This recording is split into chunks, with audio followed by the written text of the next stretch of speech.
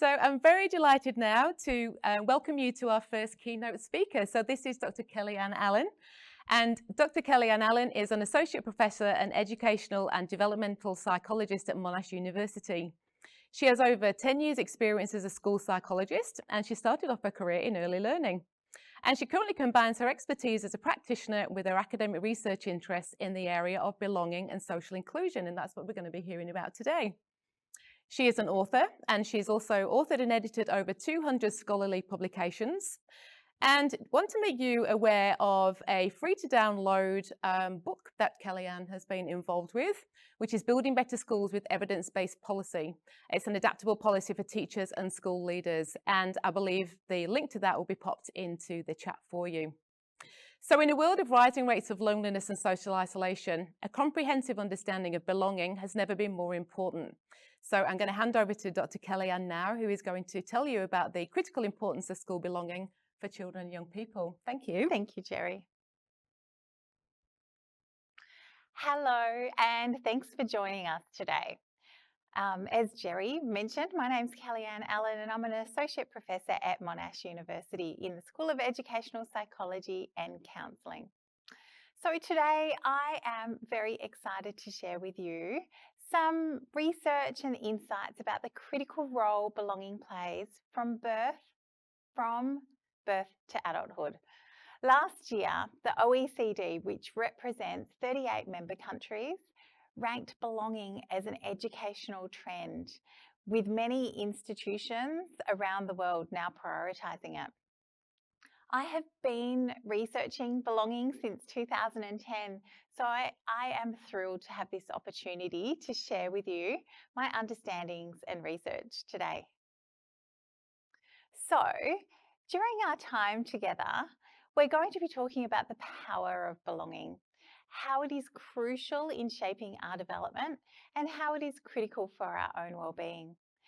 Together, we will explore the developmental perspectives of belongingness, the systemic barriers and drivers of school belonging, and the importance of belonging for teachers in their workplace and the profession. We'll also discuss strategies and solutions for building a sense of belonging in schools, drawing insights from research, but also student perspectives. So in terms of what is belonging, well, belonging is considered a fundamental human need, and that's illustrated by many psychological theories. You might remember Maslow's hierarchy of needs. There's also the belongingness hypothesis, and there's also self-determination theory, and that's possibly one of the most tested to date theories that we know, and this shows how relationships are so important for our life satisfaction and happiness. If we think about babies and young children, attachment theory highlights the significance of secure attachments. These attachments have a role in child development, but then they go on to create a bit of a blueprint that determines our future relationships and how we connect and how we trust others right up into adulthood. And then there's also social identity theory, which shows how deeply our sense of self is derived from the group memberships that we're a part of or not a part of.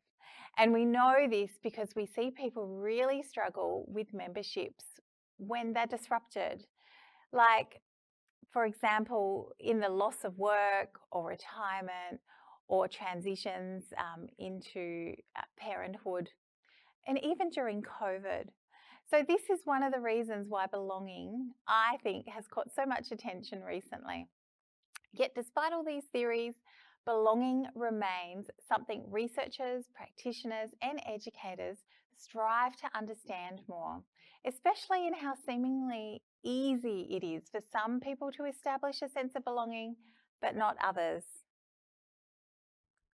In terms of defining it, there is no one universal definition of belonging, but we know it's subjective and it's a feeling, and it's usually described as being accepted, included, respected, valued, and about fitting into a particular context or setting, whether that includes being with family or friends, groups, school, work environments, communities, cultural groups, or physical spaces.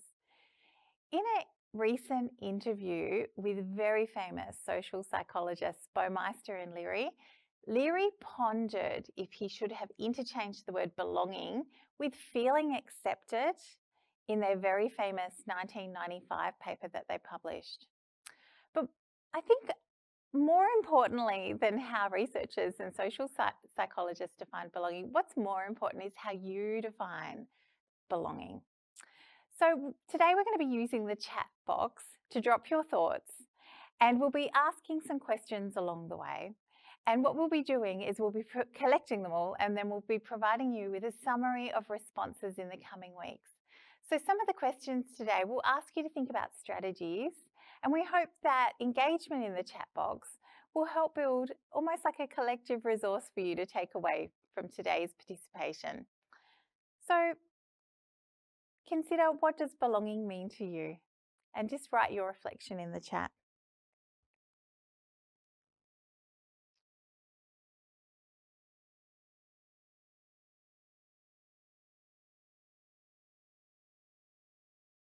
Now, while you're doing that, most languages have a word or phrase that conveys the idea of belonging. And as you'll see from a recent Twitter poll, there are common words.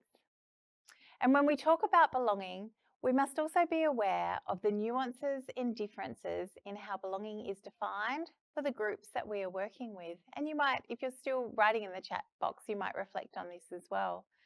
The connotations of belonging can vary between languages, and some languages have multiple words that represent different aspects of belonging, and then there's other languages that have no direct or easy translation. Aboriginal understandings of belonging can also vary greatly. So when we think about belonging, we need to remember that there's a lot that can shape how people understand and experience belonging. Even the historical context of a country can shape a sense of belonging for certain groups. The experience of colonisation or forced migration, historical marginalisation, the concept of belonging can actually be very complex when we think about things like identity, displacement, and power dynamics. Teachers are so important for student belonging, but how does it look when teachers in some countries have a different power distance to their students, or the people of that country have a different relationship with their political figures and leaders? These are some things just to think about. Now, before we dive into the benefits of belonging and strategies, I just want to take a step back to reflect on the importance of considering belonging through a developmental lens. And by doing so, this allows us as practitioners and educators to think about, what are the belonging needs at each developmental stage, and what opportunities are required, and what skills are needed. From birth, you could say we are born to belong, and this need stems back to our evolutionary history, where cooperation and social bonds provided support and protection from predators and resources, and ultimately survival. Our ancestors could not have done it alone. So group life is so built into us as human beings. While newborns do not have a fully developed sense of belonging in the way that older children or adults do, they are biologically primed to form attachments with their caregivers. From birth, where we see early emotional bonds between infants and caregivers, we see evidence for this from things like imitation and synchrony, particularly in those verbal responses, smiling, reciprocal turn-taking, joint attention, and even cooperative behaviours. We see babies develop preferences for some caregivers over others, and we see incredible outcomes for bonding and belonging through appropriate perinatal and postnatal support. But the most profound evidence comes from when we observe disruptions during infancy. Children who grow up in neglectful environments or experience the absence or loss of parents, they can face adverse developmental consequences that can persist throughout their lives. Such disruptions can lead to difficulties in forming attachments with others and challenges to social and emotional development. So we also know what the risk for we also know that mental health issues here can increase as well. So here's another question for the chat box. And just a note on the use of the chat box today, what we're going to be doing is we'll be dropping the questions in the chat box and then you are free to respond, but we won't be reflecting on them during our time today. We'll just keep going on through the presentation, but what we'll do is we'll provide a summary of the responses in the coming weeks. So the question to you is, for the chat box, do you work with infants and caregivers, and what strategies have you used to build belonging? So put your thoughts in the chat. Now, early childhood. Throughout the different stages of development, belongingness needs evolve. And for those in early childhood, you know, because this happens right before your eyes, particularly that huge jump we see between 3-year-old and 4-year-old settings. Important milestones in age groups include increased social interactions, conformity to social norms, and development in social emotional competencies. While the inclusion of belonging in the Australian Early Years Learning Framework highlights its importance in early childhood education, there is a gap in how belonging is understood, measured, implemented in these early age groups compared to other life stages. If you work in these settings, you might have noticed a bit of a gap in the resources available. And how these constructs also speak to things like autonomy, competence and resilience, which we see a lot of resources for in children who are older and in adolescence, but not so much in the early years. There is far less research on belonging in early childhood age groups, yet we know in early childhood secure attachment is crucial for things like emotional regulation. We also know that setting expectations early for inclusion and acceptance are immensely important, and early childhood settings are an ideal place to do this. The work of Vivian Paley and researcher Amanda Harris has endeavoured to do this with their implementation of the rule, you can't say, you can't play. And you might know the books. This is where educators have an important role as coaches to build conditions of belonging. And it is not only about helping children feel included, that is about helping them to understand that they too can create conditions for belonging for others as well. That helping others to belong is actually their job too. So again, in the chat, have a go at responding to this question here. If you work in an early childhood setting, or perhaps you have some experience, perhaps you're a parent of that age group, we'd love to hear what strategies have you used to build belonging in this age group. So share your thoughts. We won't reflect on them, but we will be collating them. I am currently investigating conceptualizations of belonging in the early years with a master's student at Monash University. And by that I mean I'm looking at how students or how young children define belonging and what helps them to feel belonging. And so I tested out some questions on my son the other day and I asked him, what helps you to belong? Now, admittedly, his first response was poo, which wasn't very helpful. But then he came around and he drew these pictures for me. And just reflecting on his pictures, and you can see them there, his responses highlight what we know already about the role of transitional objects between contexts and the importance for him and others for fostering a sense of belonging.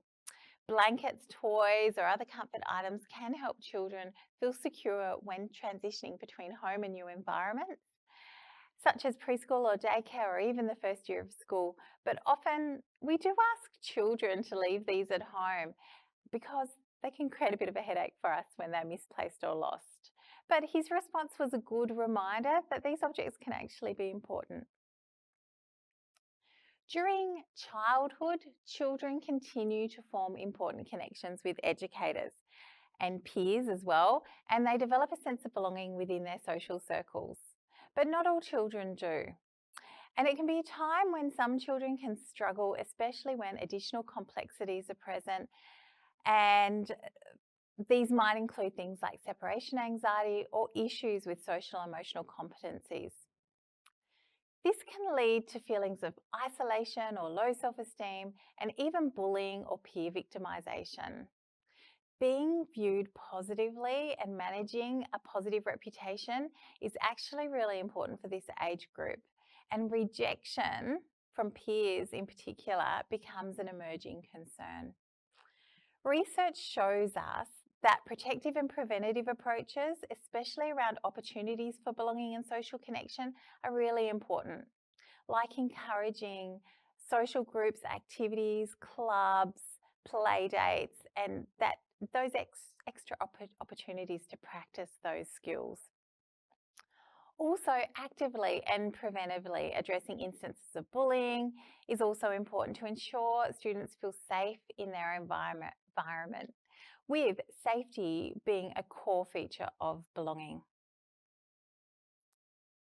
What strategies have you used to build belonging in childhood? Write them in the chat, and again, we won't reflect on them now, but we'll just present them back to you in the coming weeks.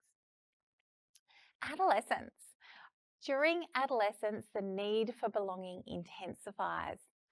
Adolescents have a heightened sense of sensitivity to exclusion and appear more negatively affected by ostracism than younger children.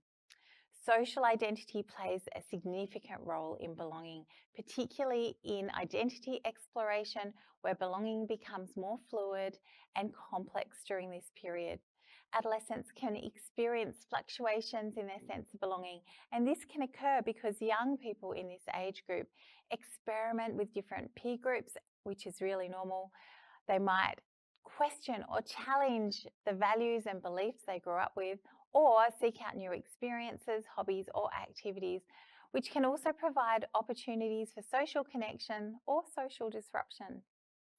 Academic fit becomes extremely important for adolescents during this stage. If young people cannot fulfill their sense of belonging through typical pathways like school, they might seek less socially desirable alternative ways to achieve belonging. So schools play a really important role in preventing this from happening.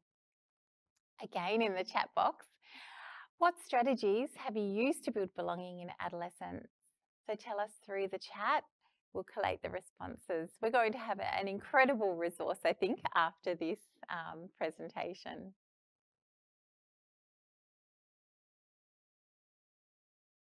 School belonging. School belonging, in terms of how we define it, possibly one of my most favourite topics to talk about.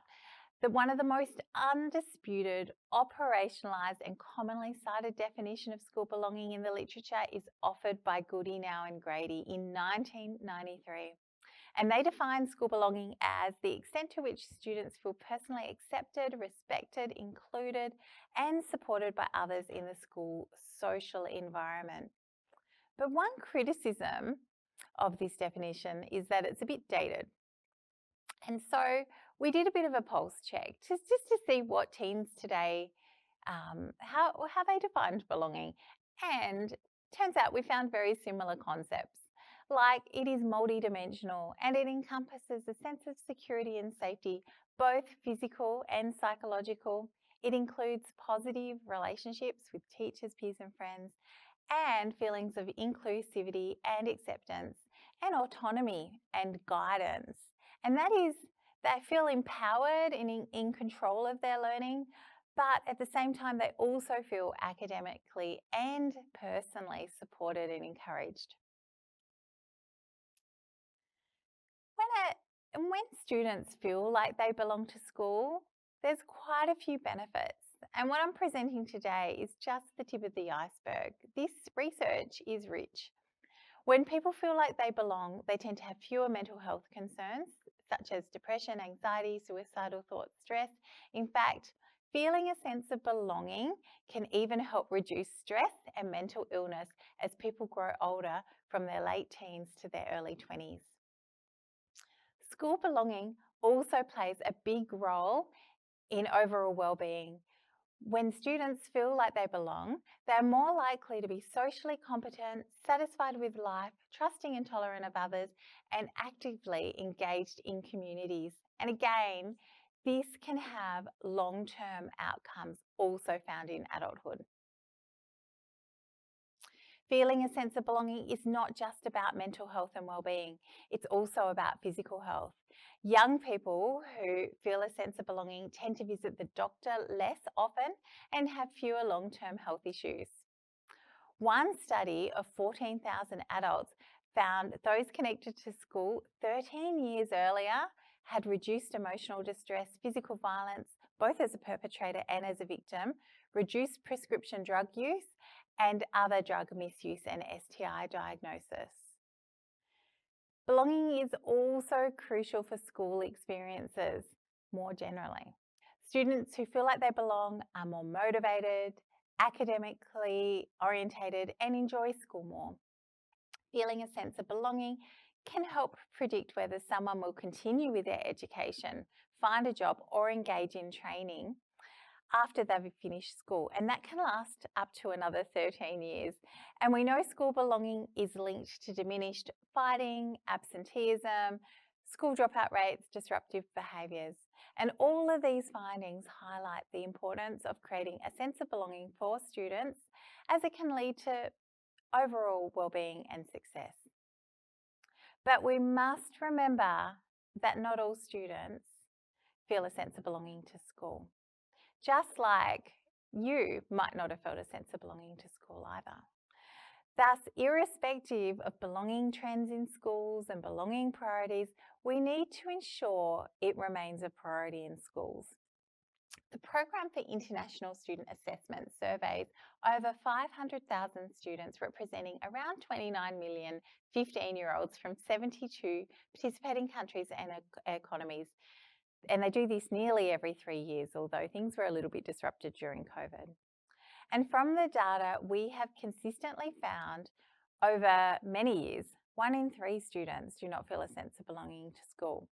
And that's a trend that is an international problem and one that has existed since 2003, to our knowledge. My research on school belonging has tried to address this or investigate reasons why this is happening.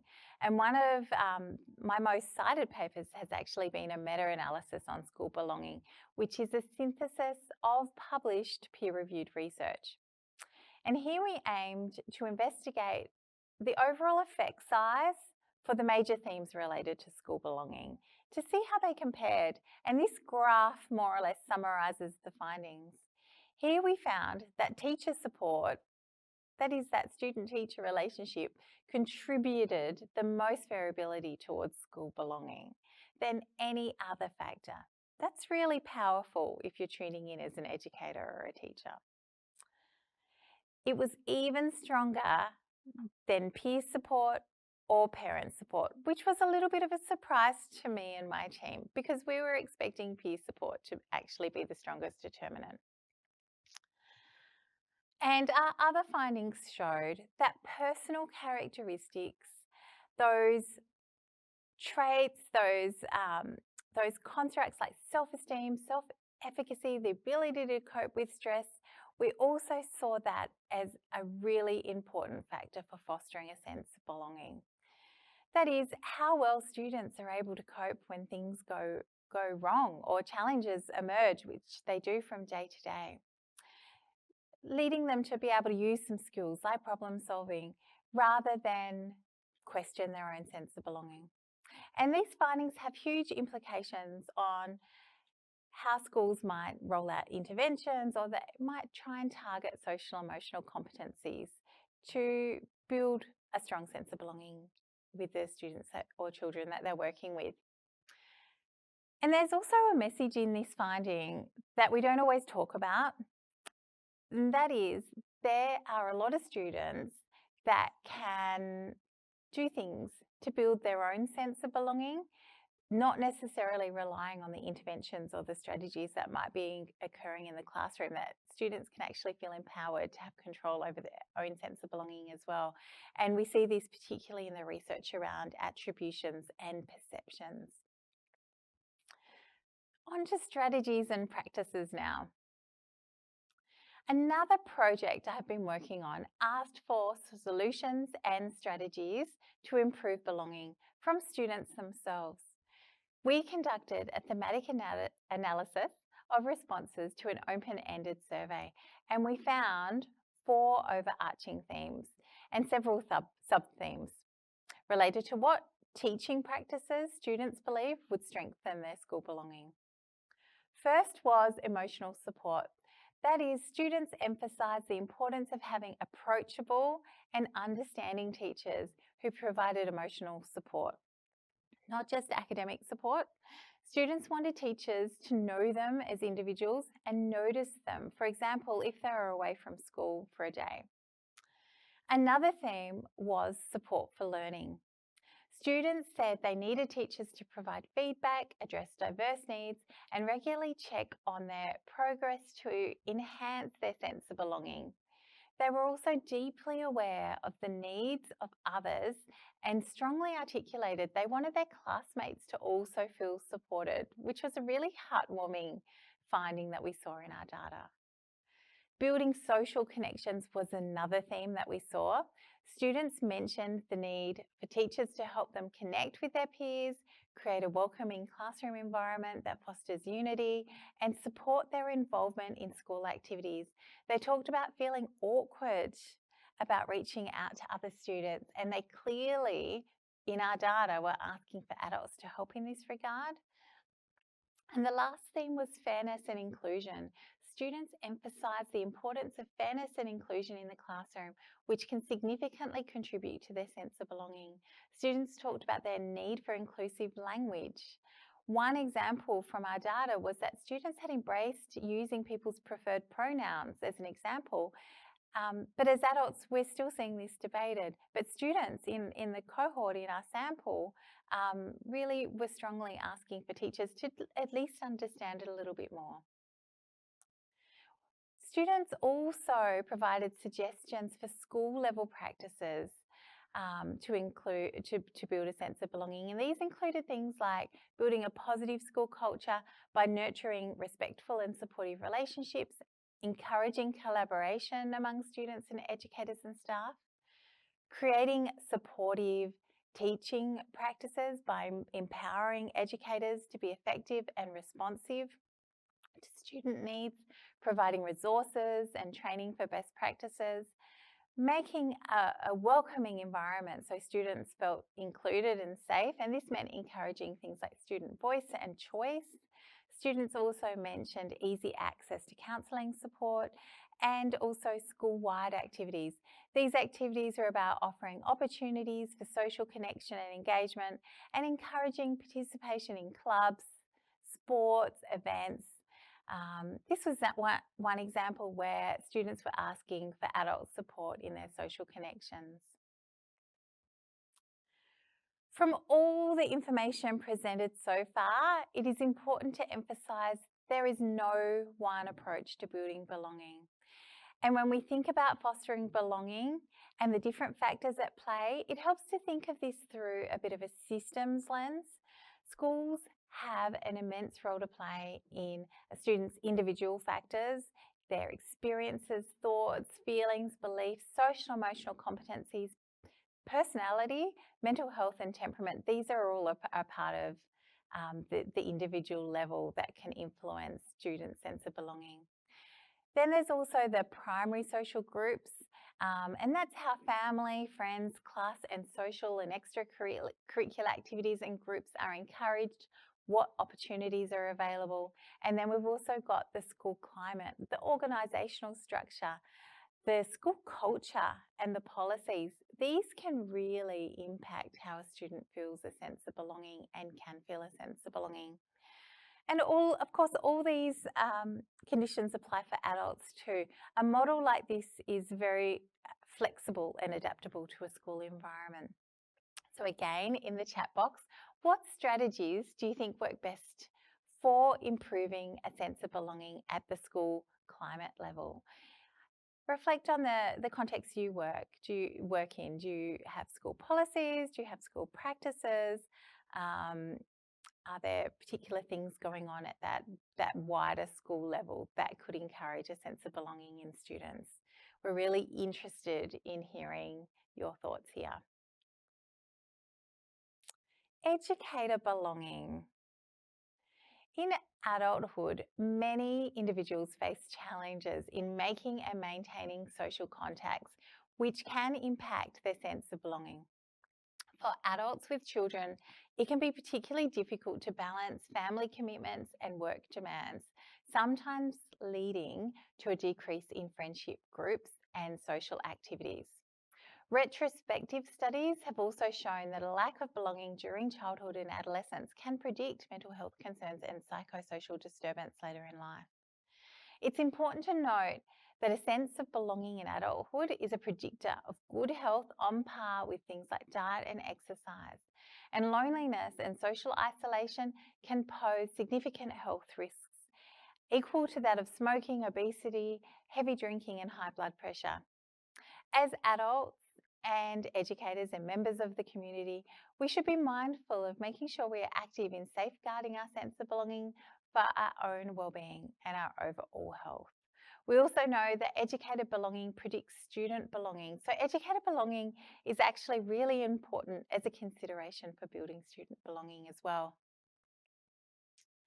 Some good news though, our research has found that most educators feel a strong sense of belonging to their profession. And this is research led by Dr. Fiona Longmuir at Monash University.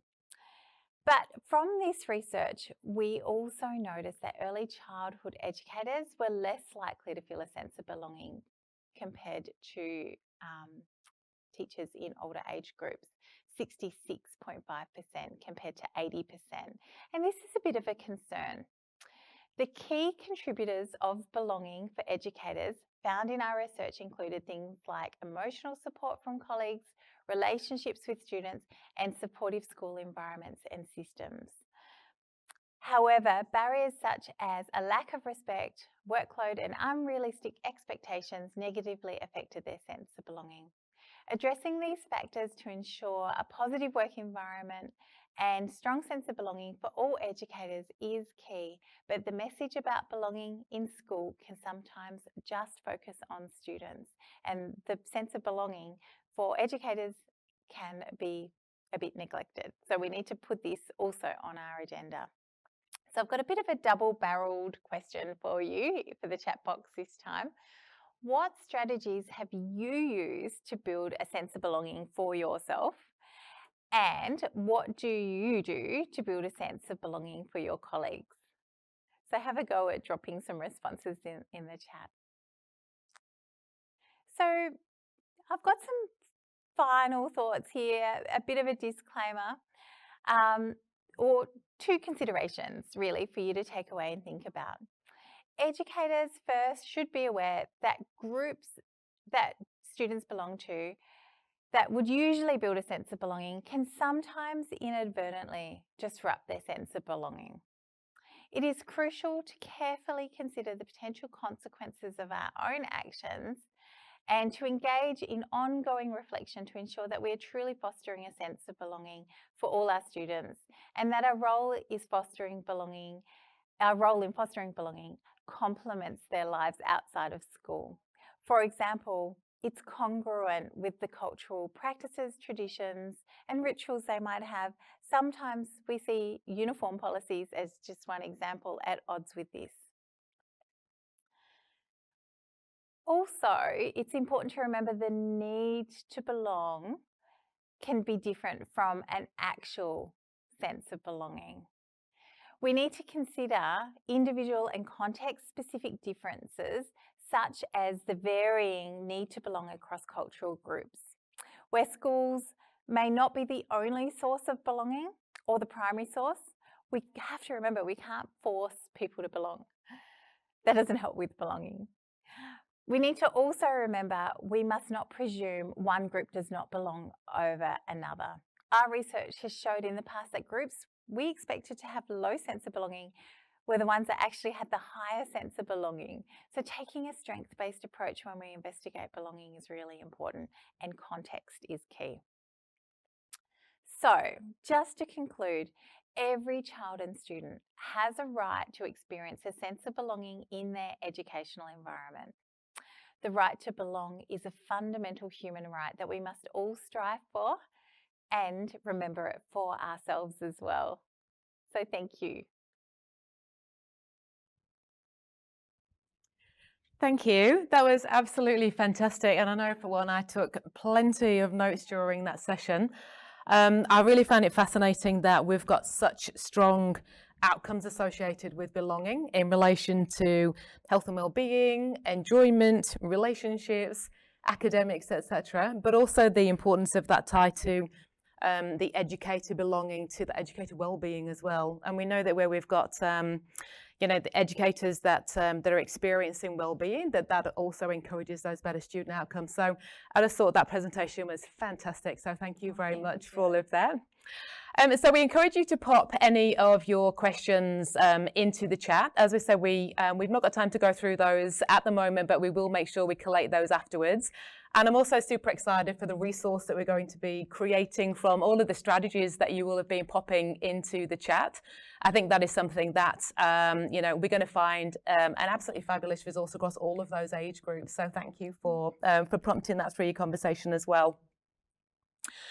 There are some topics for reflection that we'd like you to think about as a result of Dr. Kellyanne's presentation.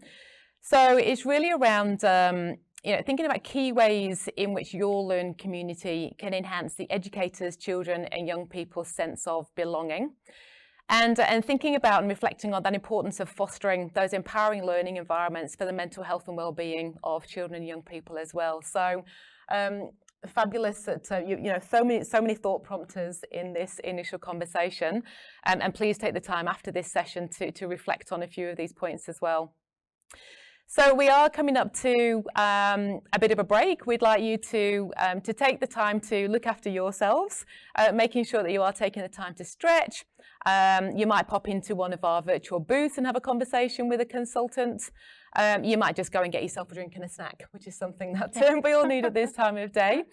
Because our next session is coming up at 12:05 AEST. That again includes Dr. Kellyanne.